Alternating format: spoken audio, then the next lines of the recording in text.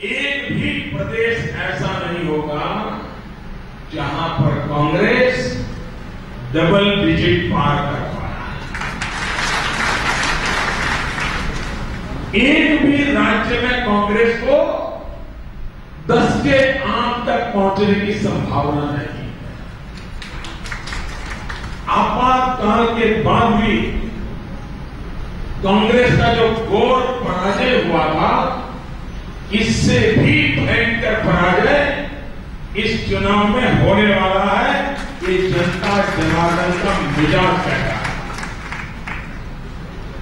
जैसे अडवाणी ने कहा, बहुत कम चुनाव होते हैं कि जिसमें, शायद बहुत कम, शायद पहला चुनाव ऐसा कि जिसमें चुनाव घोषित होने से पहले नतीजा घोषित हो चुका है।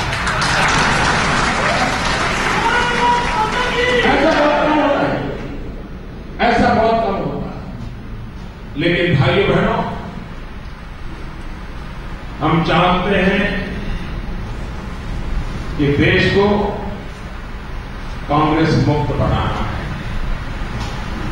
देश को संकटों से मुक्त करना है, भ्रष्टाचार से मुक्ति चाहिए, महंगाई से मुक्ति चाहिए, बेरोजगारी से मुक्ति चाहिए।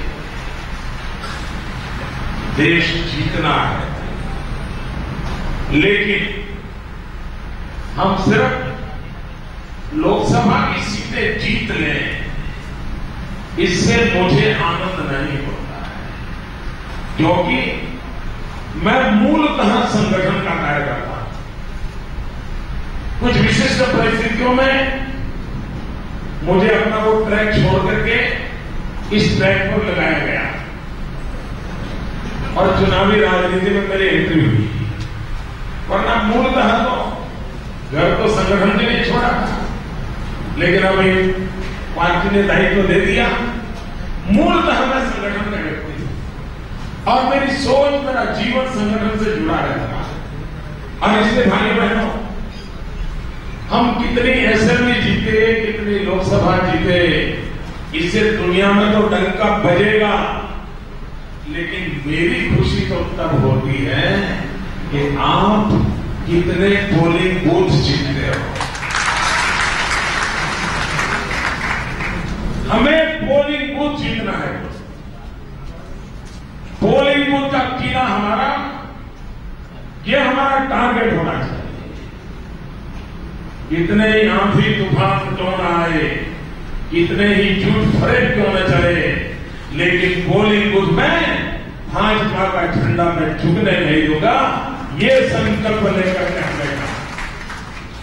और भाइयों बहनों, अगर एक छोटा कार्यकर्ता भी पोलिंग बूथ संभाल के बैठ जाता है ना, दुनिया की कोई ताकत नहीं है जो भारतीय जनता पार्टी का विजय को रोक सके। दूसरी बात है भाइयों बहनों, मई महीने में चुनाव ये सबसे बड़ा चैलेंज होती है, क्योंकि छुट्टियां शुरू होती हैं। हर किसी को कुल्लू मनाली शिमला का मूड होता है। मई महीने की छुट्टियों में शादियां भी बहुत होती है हमारे यहां, और गर्मी 45 डिग्री से कम नहीं होती। सारी हर प्रकार से प्राकृतिक स्थिति विपरीत होती है, और उस समय अधिक मतदान कराना ये भाजपा के लिए नहीं, लोकतंत्र की पूजा करने का एक अवसर होता है। अधिकतम मतदान कराना ये लोकतंत्र की पूजा का अवसर होता है। और इसलिए भाइयों बहनों, पूरे समाज में अधिकतम मतदान, और इन दिनों अच्छी बात है, मीडिया के मित्र भी अधिक वोटिंग के लिए अपनी तरफ से कैंपेन करते हैं।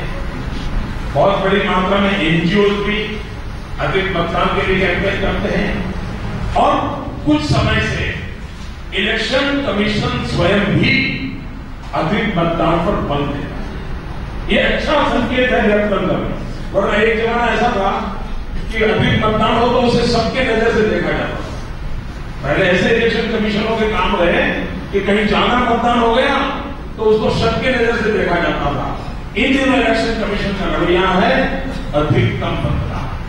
मैं मानता हूं कि स्वस्थ लोकतंत्र के लिए इलेक्शन कमीशन की भी भूमिका अच्छी है, सामाजिक संस्थाओं की भी भूमिका अच्छी है, सिविल सोसाइटी की भी भूमिका अच्छी है, मीडिया की भी भूमिका अच्छी है। हमने भी इसमें उपयोगी होना चाहिए, पूरक होना चाहिए। अधिकतम मतदान, अधिकतम पोलिंग बूथ पर विजय और भारी बहुमत से आडवाणी जी को विजयी बनाना है।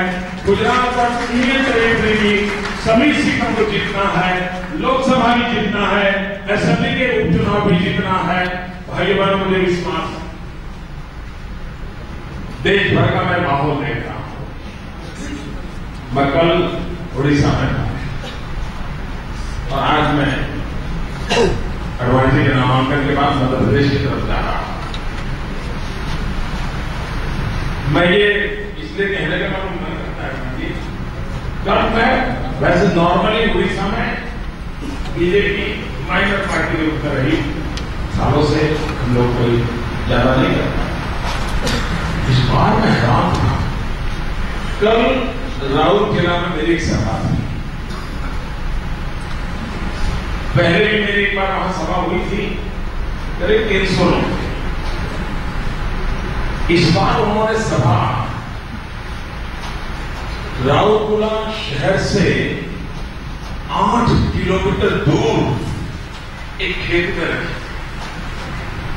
वो जगह देख करके मेरा माथा फट गया। मैं कहा है, मैं गुजरात का, मैं भी इतना बड़ा मैदान रखने की हिम्मत नहीं कर सकता।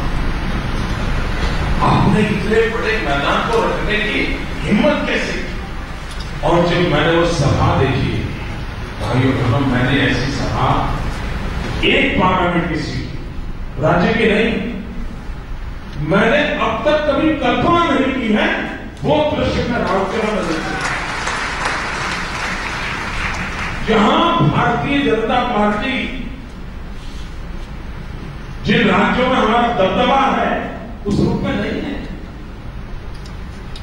और इसलिए मैं तो हैरान था कि इस बार दक्षिण भी, पूरब भी अकल पे परिणाम देगा। और भाइयों बहनों, मैंने कहा है प्रकार से, कांग्रेस के इतने वर्षों के इतिहास में ये बुरे से बुरी हार कांग्रेस की। और ये आडवाणी जी ने कहा सही है, ये चुनाव कोई पॉलिटिकल पार्टी नहीं लड़ रही है, कोई उम्मीदवार नहीं लड़ रहा है। ये चुनाव जनता जनार्दन लड़ रही है, देश की जनता चुनाव लड़ रही है। और देश की जनता ने अपना परिणाम निर्धारित कर लिया है। हम सब अपना अपना दायित्व निभाए, आडवाणी जी को भारी बहुमत से विजयी बना करके हम गुजरात का गौरव अनुभव करें। इसी अपेक्षा के साथ आप सबको बहुत बहुत शुभकामनाएं। भारत माता की, भारत माता की, भारत माता की, वंदे। तो बीजेपी दफ्तर से, गांधीनगर के बीजेपी दफ्तर से आप सुन रहे थे नरेंद्र मोदी को लाल कृष्ण आडवाणी को विजयी बनाने की अपील की, भारी वोटों से विजयी बनाने की अपील की। साथ ही साथ कहा कि मेरा सौभाग्य है कि उनका उंगली पकड़कर मैं चला। जीवन के हर समय में लाल कृष्ण आडवाणी का सहारा मिला है, हर कदम पर सहारा मिला है। इसलिए लाल कृष्ण आडवाणी के बारे में काफी कुछ कहते हुए ये कहा कि ये आपकी जिम्मेदारी है, आपको भारी मतों से विजयी बनाना है आडवाणी जी को। यहाँ पर आप देख सकते हैं तस्वीरों में लाल कृष्ण आडवाणी की बेटी भी यहाँ पर मौजूद हैं।